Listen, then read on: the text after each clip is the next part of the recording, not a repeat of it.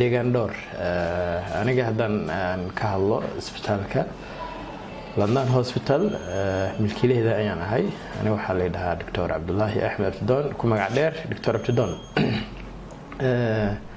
muddo dheer ayaan maaragtay deegaan dhowr isla soo shaqeynay wada shaqeyn waxaan bilownay 2019kii bilowgeedii si fiican ayay ma sha Allah noola shaqeeyeen markii hore waxay ahayd shaqaale waxa nala shaqeynayay maaragtay oo ka gaar ah oo anaga qaas noo ahaa waa caqabado badan ayaan kala kulmi jirnay marka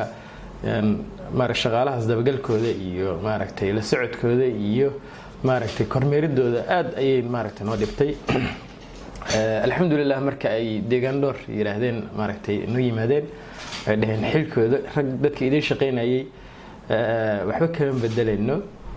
ayakaan tababareena ayakaan maaragtay aqoontoodana horumarinayna maaragtay wax kale oo shaqaale kale oo la keenayo ma lahan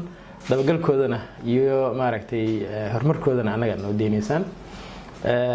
markiiba waxaan ka daranay isbedel aad u fiican oo xaruntii meesha maadaama meel isbitaal ay tahay nadaafadii iyo masquulihiiba iyo meel walba guud isbitaalka in magiciisa aad u soo laabatay waxaan dareemaynaa maaragtay in shaqo wanaagsan ay ummadda u hayaan deegaan dhowr waxaan rajeynayaa insha Allah wada shaqeyn intaan ka sii ballaaran iyo maaragtay ka sii wanaagsan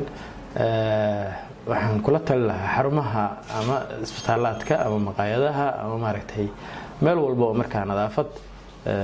maadaama nadaafadda ay tahay shayga ugu muhiimsan oo maaragtay ugu qaalisan maaragtay meel laga shaqeeyo nadaafadeeda aad u habboon tahay kula tali lahaa maaragtay in ay adeegsadaan shirkadaha deegaan dhowr ama shirkadda deegaan dhowr inay kala shaqeyso arrimahaas nadaafadda aadaan u mahadcelinayaa staafka deegaan dhowr iyo dhammaan dadka maaragtay kala shaqeynaya aad u mahadsantihiin